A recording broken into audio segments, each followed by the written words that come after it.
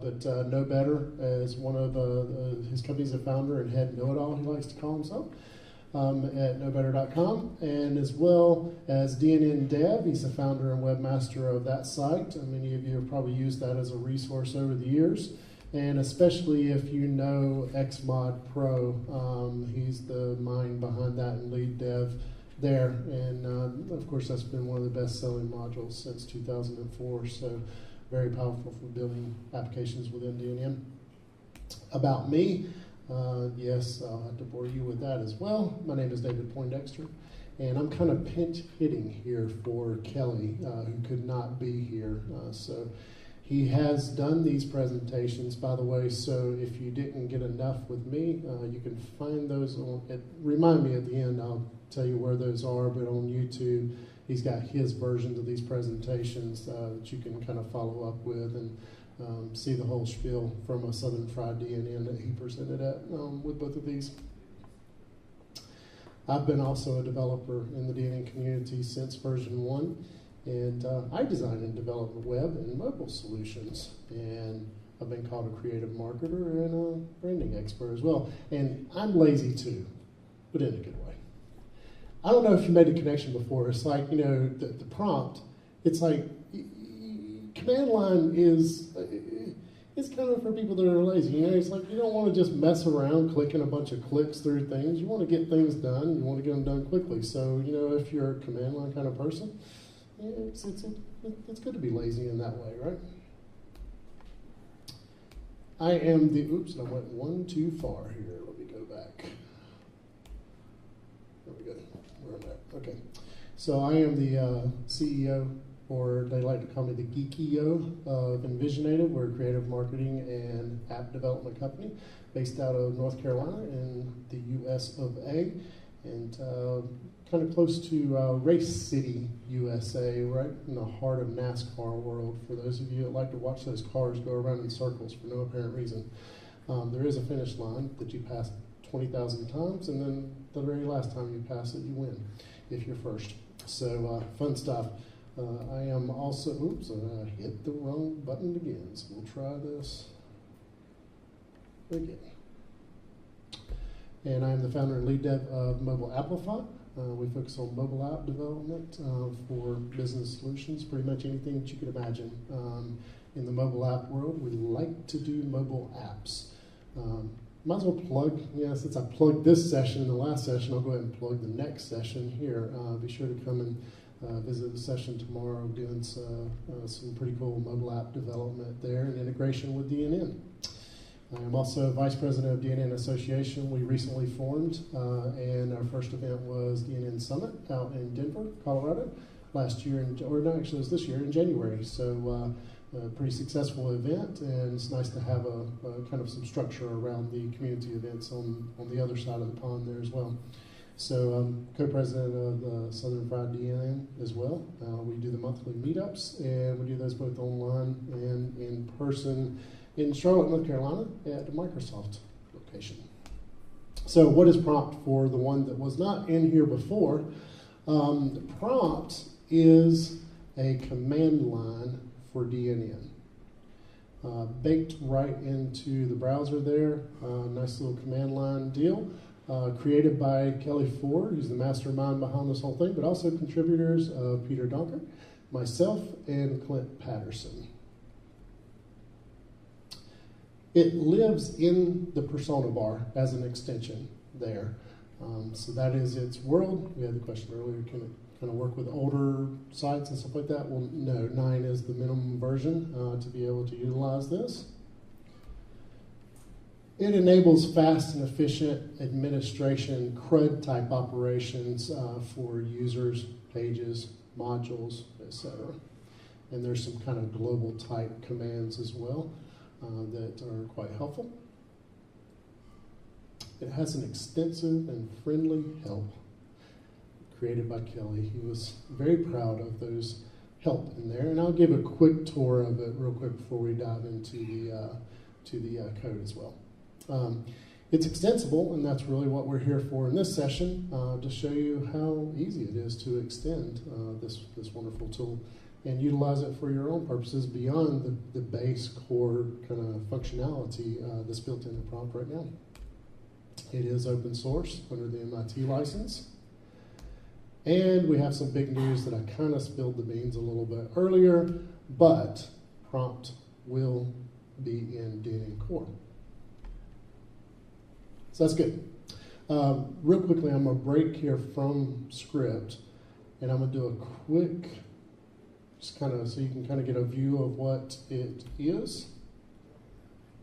For those that weren't in here, and I should not be showing that. Let me mirror my display. Okay, you guys can see that okay?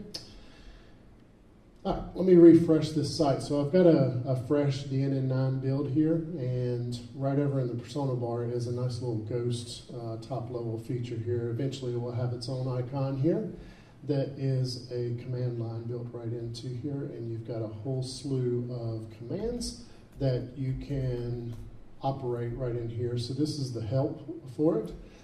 Quite extensive on the help, and oh, that's right, thank you. Let me make this. Tell me when it gets good. Okay, right there. It's good, all right. So everything from just some general commands that you would expect to see in a command line tool, like clearing the screen or clearing the history of your commands. And one thing that I failed to point out earlier in last session was the history of it. So for those of you that are in here last, I'm going to use the up arrow here. You'll notice that it has a history of every single command that I'd run, just like you would expect in a command line tool, right? So that's a nice feature, even though it doesn't have the tab and telesense type stuff, but at least it has that, right? So you've got some general type commands in here. You've got things that are performing actions at a page level on users, as well as modules, some host level type commands like clearing the cache or adding a new extension to the site, restarting the application, doing some role-based commands here, and also scheduled commands. I will go into one command here real quick to just kind of give you the lay of the land here. We will do something that's a little bit more, let's see. Eeny, meeny, miny, mo. Okay, let's just do get portal here. So if I click in the help on get portal, it's a little bit more powerful than just a regular command line tool because there's hyperlink type that we are in HTML here that's kind of behaving like command line. But we'll just get the help for a particular command, and I'll kind of give you insight on how help works here. But you'll have the command. Now I did not pick a more complex one. Let's do one that is more complex. Get role, maybe. Okay, yeah, here's one with an option in it. So we've got the name of the command, we've got a description of the command, we've got what flags may be on the command. So these are like options for a particular command. They can have multiple options to them. Some of them are required, some of them are not required. In this case, this one is required. So if we were to run the get role, we would have to know the ID of the role that we're getting here. And we would expect these results to come back. So if we were to type in get role 11, we would get back the role information for that security role with ID 11. Let's run one that is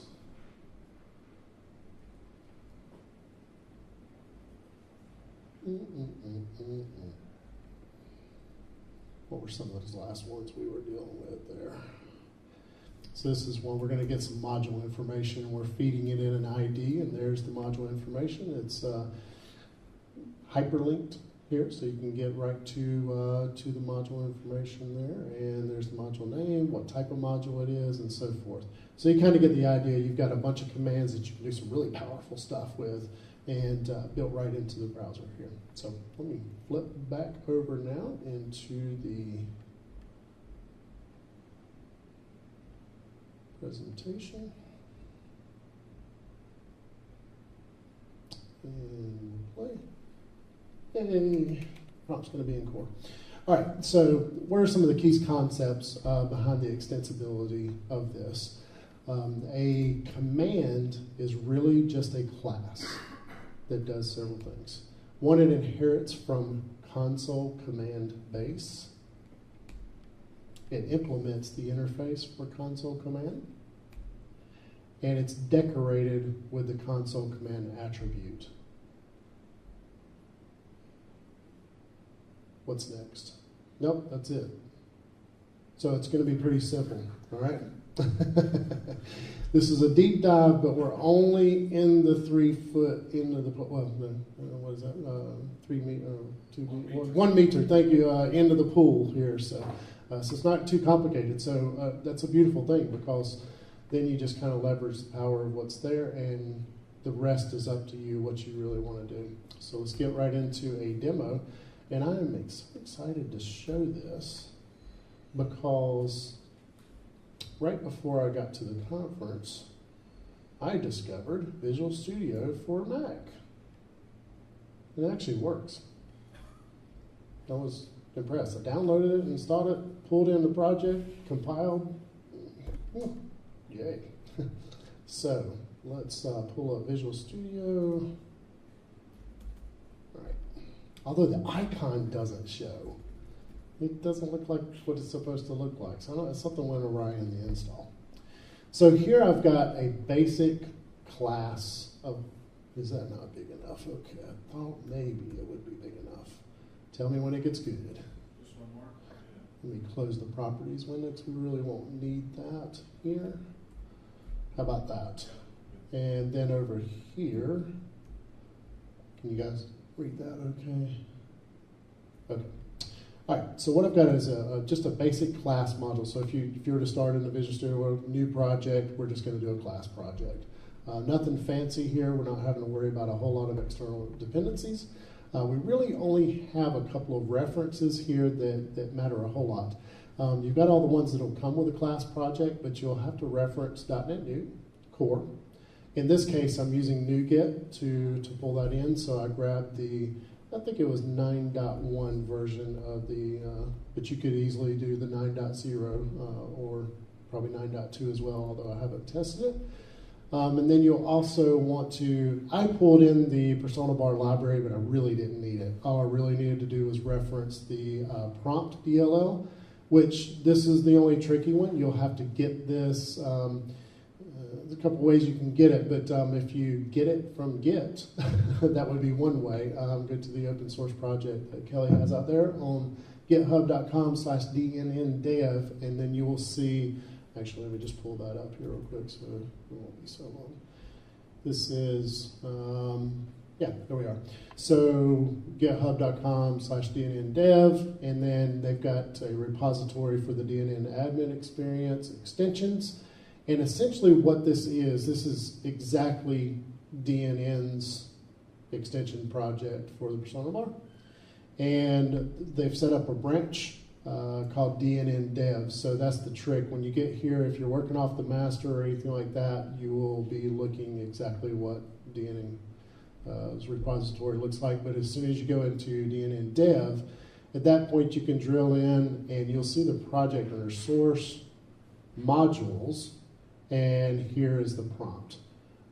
This will probably move at some point or just get renamed to prompt is what my guess is, but it was kind of tricky trying to do the development planning for integration with DNN Core, so it's kind of sitting at the same level. And at that point you can pull the project down and start working with it. There's a project under here for just prompt.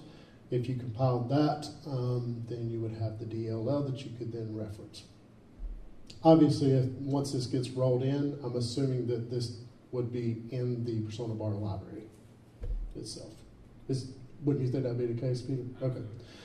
So, so here we've got our basic project here. We've got our references set, and we're going to do just a simple command here at this point, where we're not going to get too complicated with it. We're going to look at get time. This is just a custom command. You'll notice when I am in the site, I'm going to list all the commands here. List commands.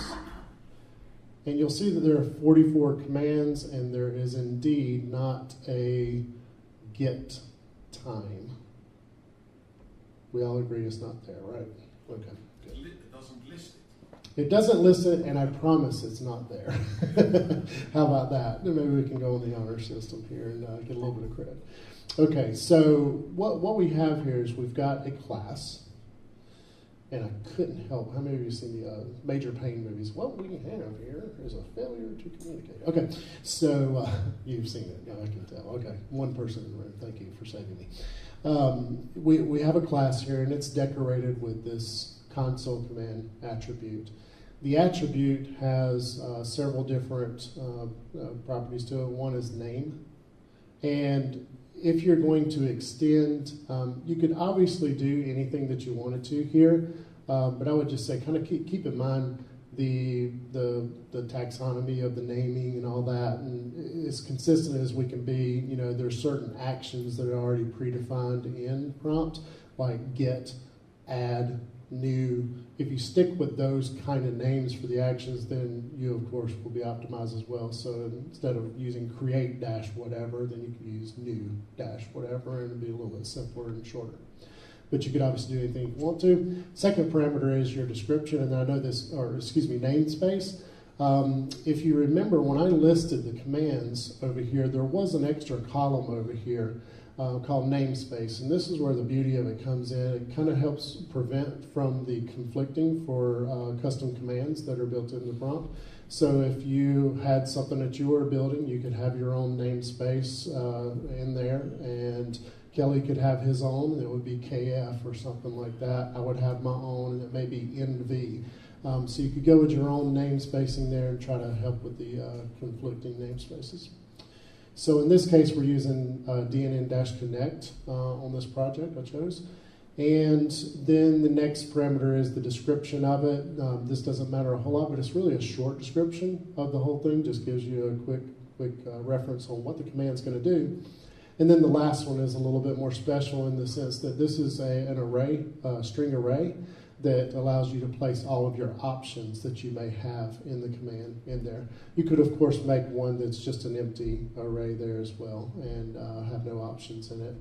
For something like a clear log, for instance, it does not have that. So if we're clearing the event log, let me just kind of quickly go over and show that just to give a little bit of reference. Let's go into here. So we're in the we're on GitHub in the prompt repository here. If we go into common commands here, we will see that there is a class for, oops, I'm in the wrong one. It's not in common.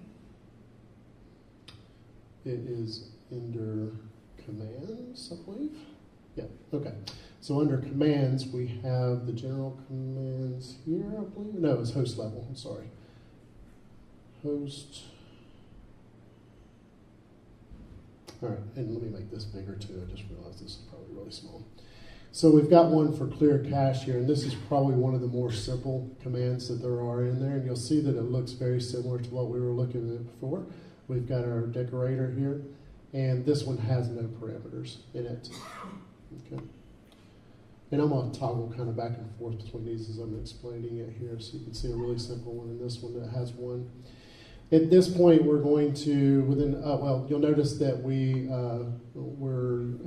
pulling in the interface, or we're interfacing with the console command interface. And here, we're going to define our kind of variables that we're going to use here. One of them is for, and this is kind of a naming convention that's built into, or that Kelly's kind of established here, where you would have your flag.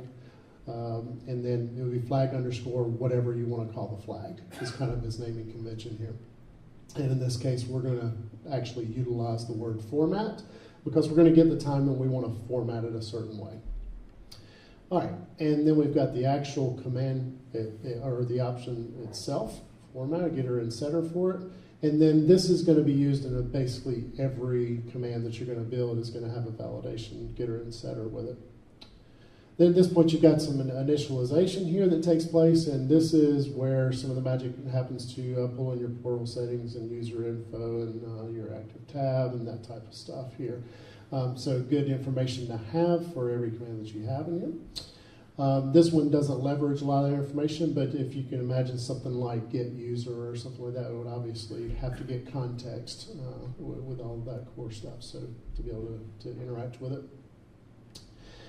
By the way, what I'm showing you here now is on GitHub as well as a repository in our place. And I'll give you the URL of that later. So if I'm going too fast or something's not making sense and you want to reference back to it later, you can get this example project to pull in. So within this initialization is where you're going to check whether or not the command actually, when the user is typing the command, whether or not they have entered the flag or the option for this one. In this case, we're checking to see if it has the flag or flag format, and then we're going to do something if they do. And if they don't, then we're going to send back a message to them in this case, because I just want to illustrate the kind of simplicity of how this works.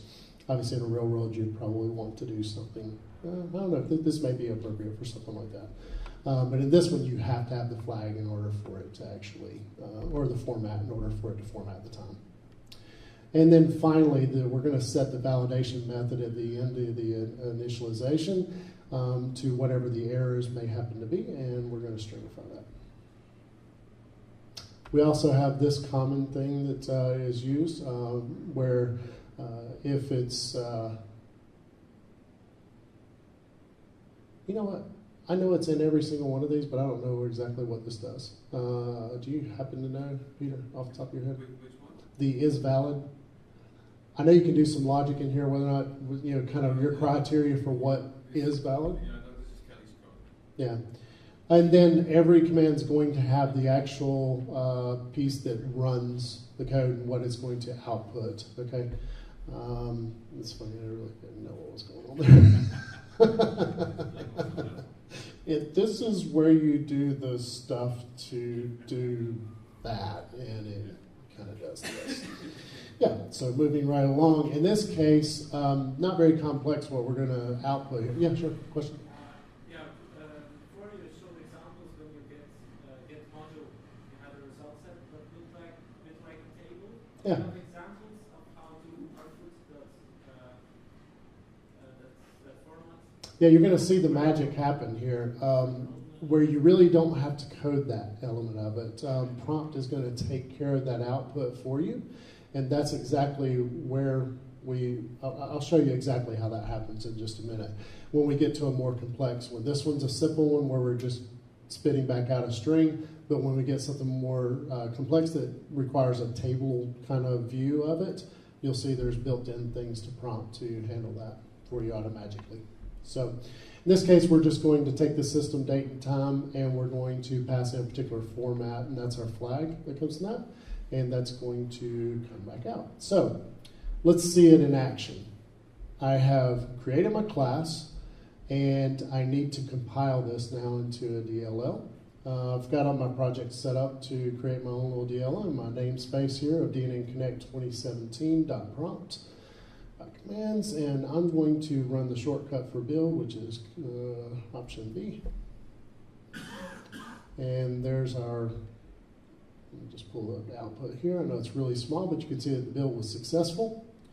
So now I'm going to, if the internet's going to allow me, this is my dependency on the internet, I am going to connect to our server, and I'm going to copy.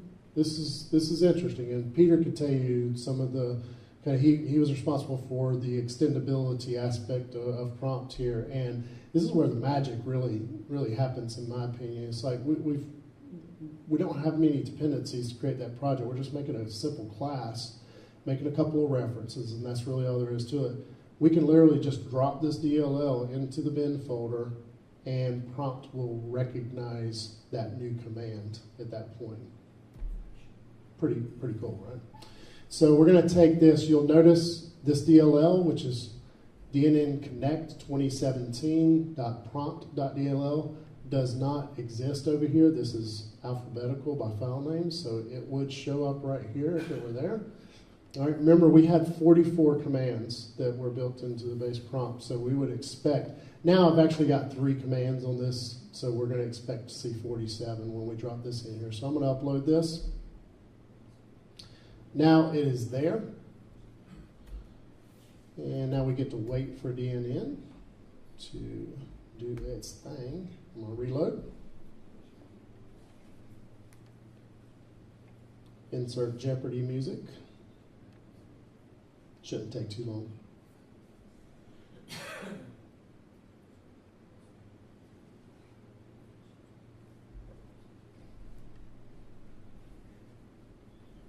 Okay, so we're back. Now, let's take a look at our commands again. I could have used the up arrow, but oops, see, I didn't type it right, so it tells me not found. All right, so now I would expect to see my new one. Notice I've got 3 commands here now that have a namespace of DNN-Connect, so I can easily differentiate which ones are mine and which ones are core. Can you Sure. have the same command name in different namespaces? Absolutely. Prefix something. Yes. Yep. But in the end, there will be a convention. They will then need to use the namespace to do the full command. Yeah. Yep. Okay, so let's run our get time command at this point. See what happens. I didn't feed it a parameter, right? So it requires one. So you must pass in a value for format flag. So it told me that automatically. I didn't. That's following the logic here. That if it does not find my input for that option, then we're going to write this out. You must pass a value in for whatever that was, flag. All right. So now let's feed it in a format parameter. So let's go get time, and following the convention, I've got a double dash format, and then I should be able to put the format here. So since I am in Europe, I will do, what is it first? DD/MM/YYYY, right? That would be a valid format, and the date. Can you set that as a default? Okay. Can you set it as a default? The code basically, to do. So in real world, you would probably not want to require the option there, but it was just easier to show what was happening here. So that's the date. So let's give it a time. Now I've got to put a space in here, right? So I'm going to now use quotes. I could still use quotes and run it and get the same thing, right? But since I'm going to put a space in here, I'm going to make sure it's wrapped in quotes. And we'll do something like, it's an H8, yeah, that's right. Yeah. And MM, yeah, well, it's going to give me the seconds if I want the seconds, so, yeah, all right, there we go. So there's the server time, right? And just because I want to put in the seconds.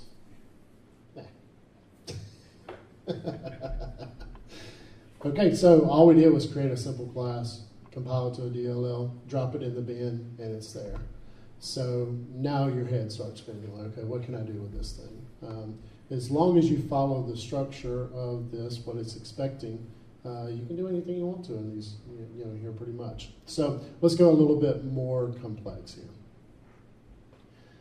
Let's build us a list songs type command, and we'll utilize some more functionality here. A lot of this is going to be familiar to the last one. We're going to call this command list-songs. Same namespace, and we're going to return a list of songs. In this case, I want to have a flag. I basically want to search through a list of songs and give me the song that I'm looking for that contains a particular text string. Okay. In this case, we're going to pass in name for that kind of search criteria. Okay. We have the getter and setter for the name, of course, the validation method, and then I got to point out this thing that I don't know what it is exactly, but is valid. All right, so here's our initialization. I stripped out all the commenting from before. We really don't need any logic at this point to check for the flag because I'm going to allow it to run without a flag as well, or without an option.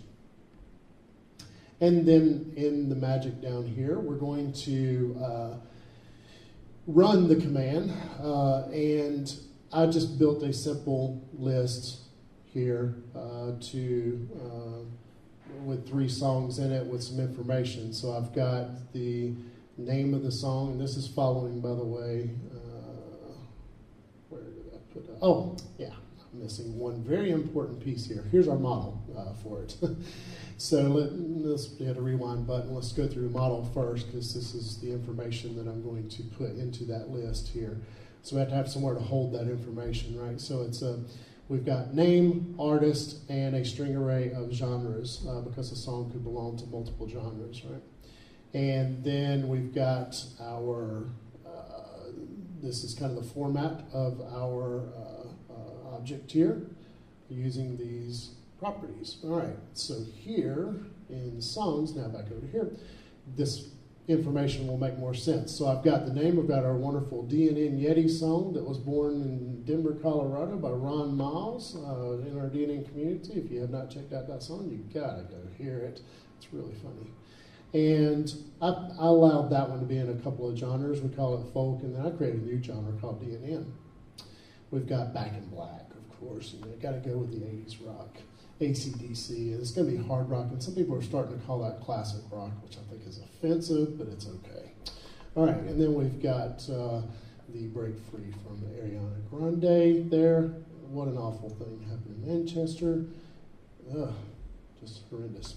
So now, let's do this. We're inside of our run, so when we run the command, now I want to check for the flag here at this point.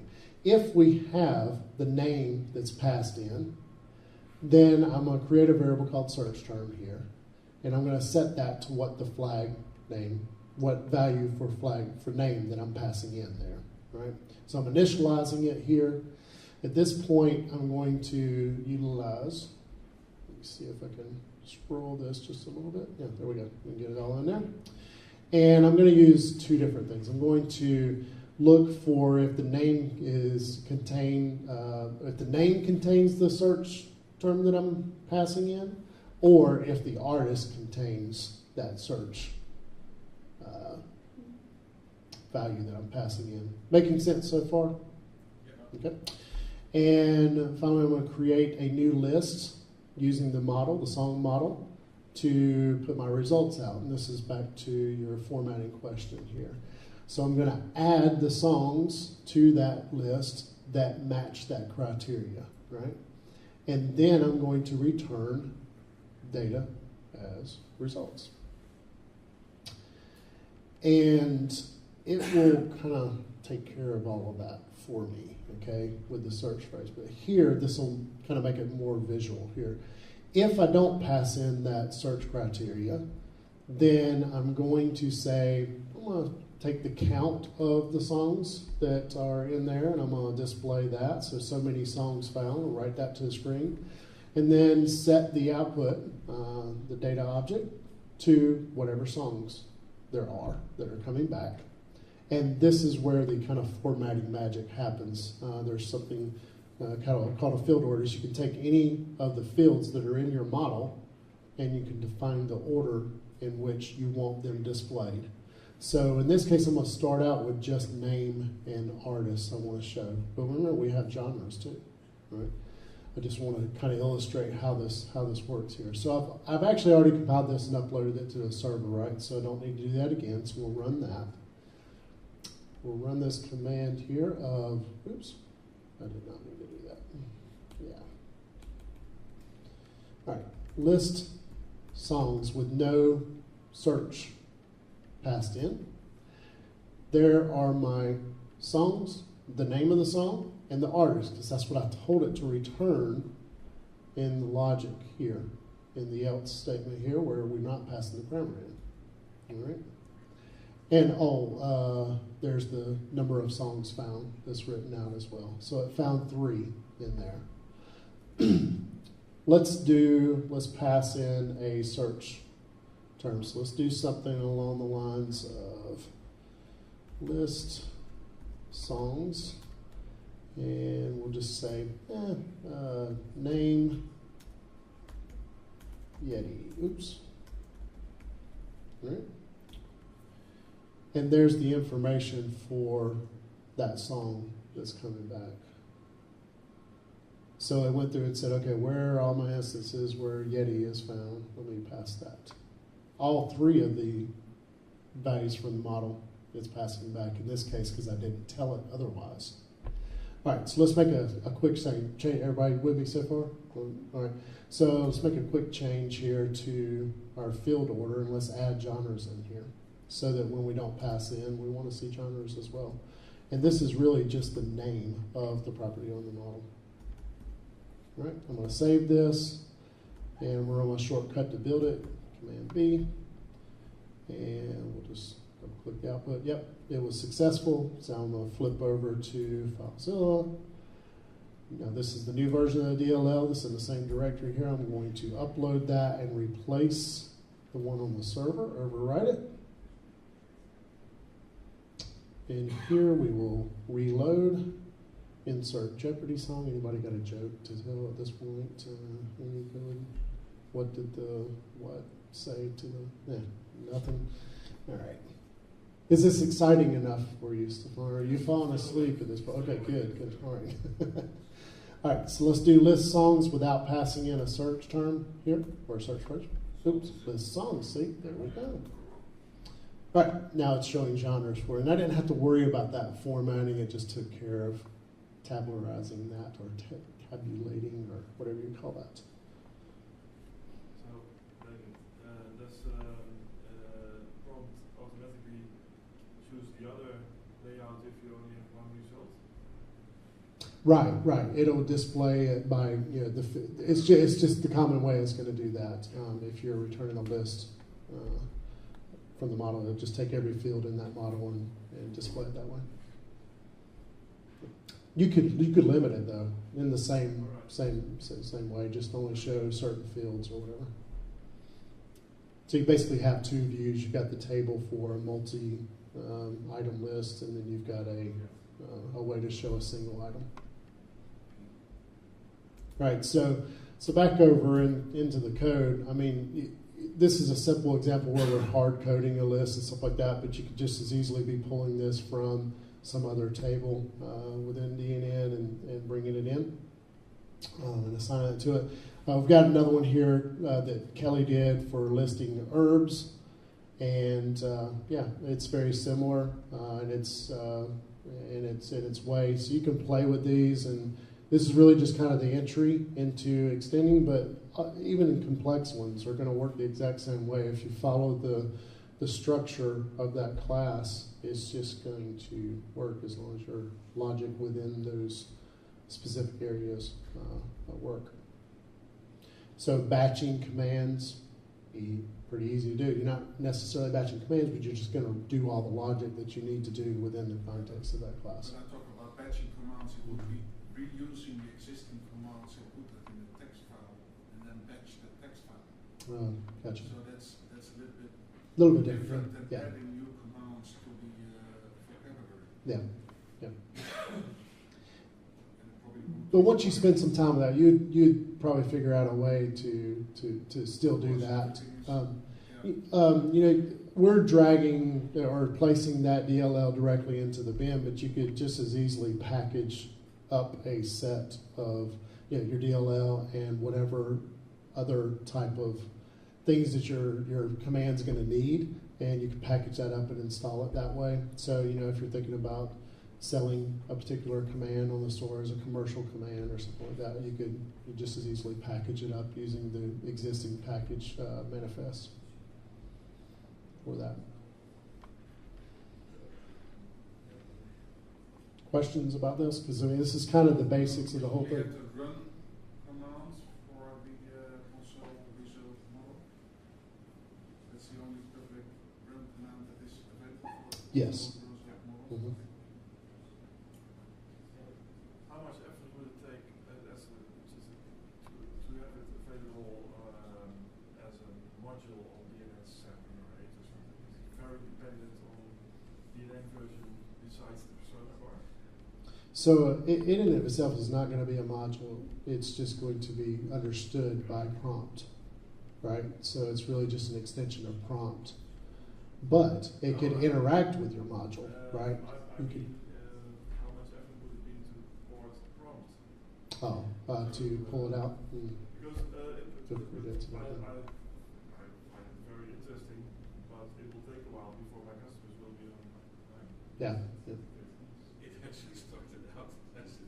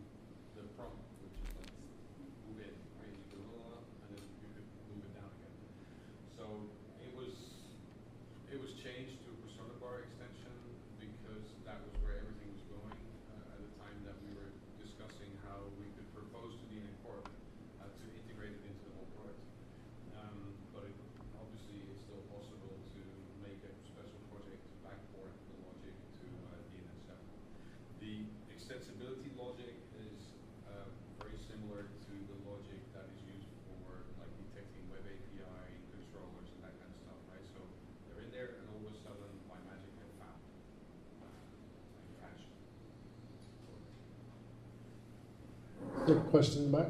Yeah, does this integrate with the task, the scheduler? Like, you can schedule to run, maybe I missed that earlier. Yeah. So there's already some baked-in commands for the scheduler.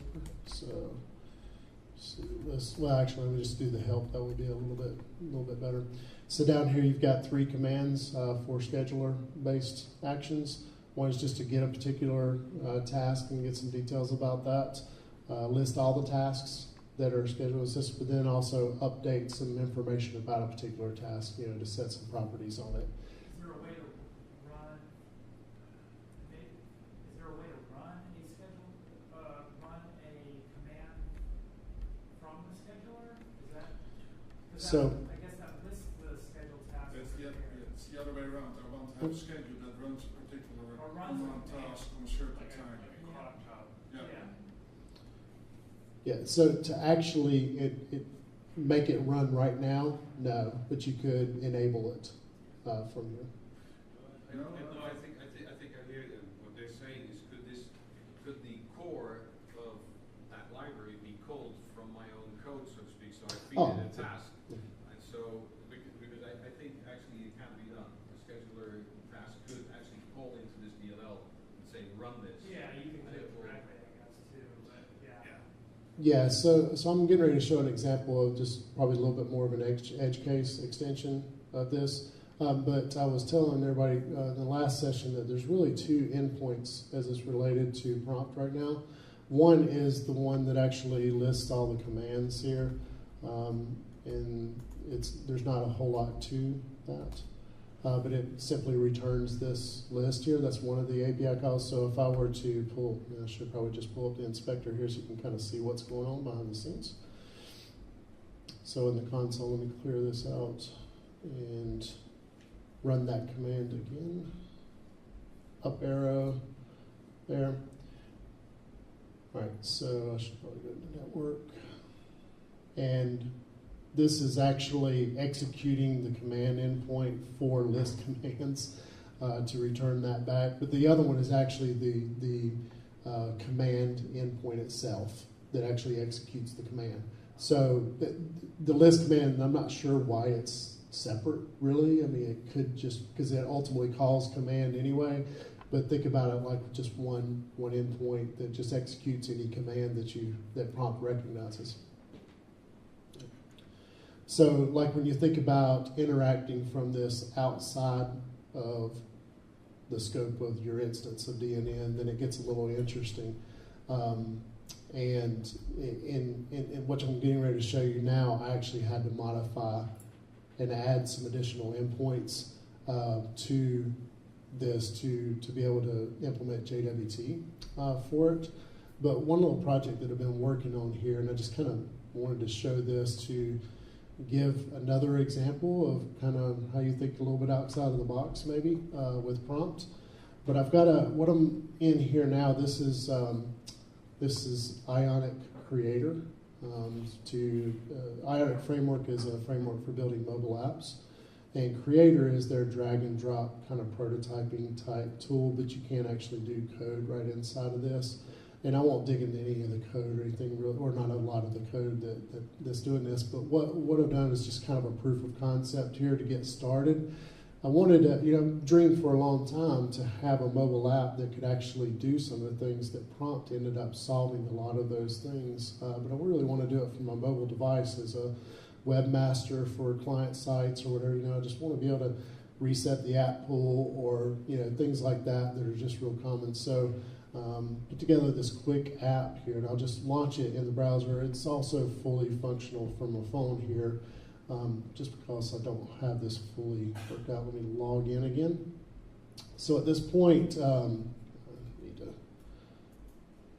haven't learned how to use a Mac yet, obviously. So, all right, so I'm going to log in with a super user account here, and I'm going to actually open up the inspector here too, so you can see kind of what's happening when I click this. But so when I log in.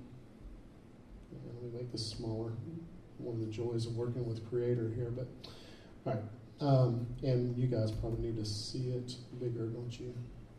Of course, I just did that.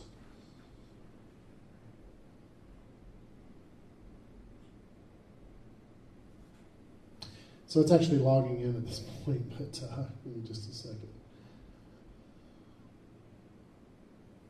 Tell me it's unauthorized. It's gonna like die there, but let me pull up this. Okay, so I'm gonna log in again. Okay, host uniform. All right, and I'm gonna log in. So at this point, what it actually did was, if we go over into the network here and see what just happened, I hit the JWT endpoint to log in. You'll see the pre-flight here, the response. Excuse me. Sorry, that's pre-flight I'm looking at. And then the actual login where I pass in the or get the authentication. I've got my password there. It shows through, and JWT gives me the token back. So at this point, I'm logged in. So now for the prompt specific stuff. I told you there's two endpoints. There's one to list the commands, and then there's one to actually execute the command itself. So I just built a list here to list the commands, or a button to list the commands to show that action. And what's happening here is you'll see that it is hitting this endpoint here that's built into prompt. List is built into prompt. I had to create mobile list in order to make it JWT capable. So whether or not this will come to fruition or not, we'll see, because I'm not sure what's going to happen in core, whether or not it'll be a JWT implementation of this or not. But I took this, now it's hitting this endpoint, now it's getting a response of it, and there's all of my commands that are coming back. That list, when we type in list-command in persona bar, this is the exact same JSON that's coming back for that. So in the interface, I'm listing all of the commands, their description, and so forth. So at this point, let's say I wanted to do something, and just to prove this, not all smoke and mirrors here, let's go and look in the event log. Working with big stuff here. All right. Just go into event log, make sure we've got some entries here, and I'm going to clear the log right from the mobile app. So we've got a bunch of log entries in here. So now let's flip back over to the mobile device. When I click on the clear log command, then it's going to give me some extra information about the command itself. We've got the name and description that we had before, but then I can also do learn more. Right now, I've just got it pulling in the actual help files that are built into prompt. Probably not the best experience for when this would ever go live, but pulls up that information, and that's directly pulling in that HTML that's built into prompt. But let's go ahead and execute the command. So at this point, I'm actually going to execute the command. If this was one that allowed options, then that would have the fields in here for that specific command. So I'm going to execute this, and it says it's cleared. Let's go see if it cleared. So I'm going to refresh this.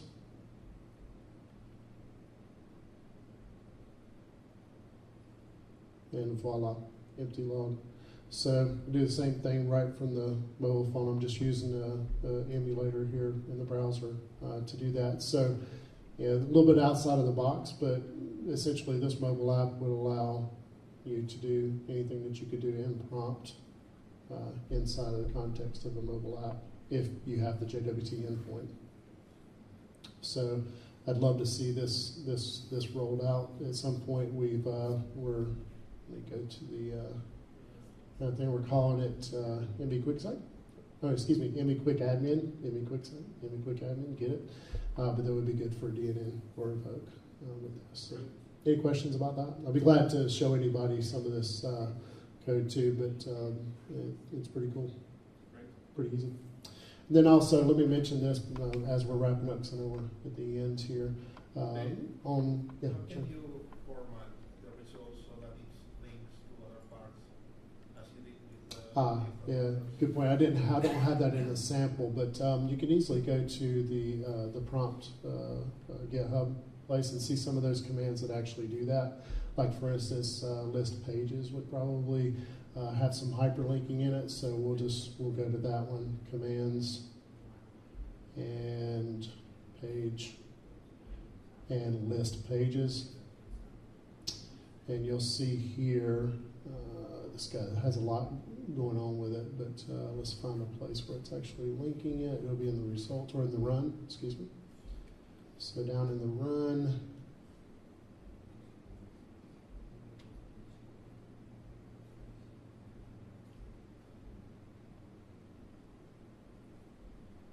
we'll eventually get there.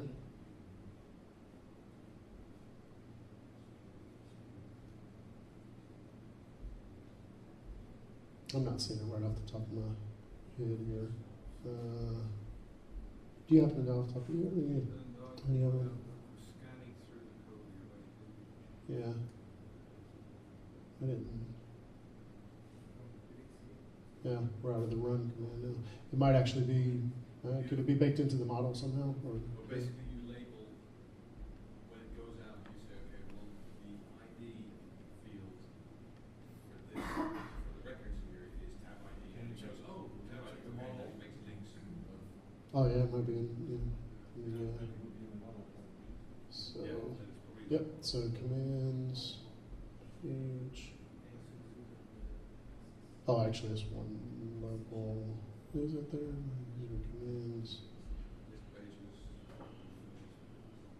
Yeah, that's where I was, but the model wasn't in that file. So I'm assuming, oh yeah, here we go, the models. So there's the page model.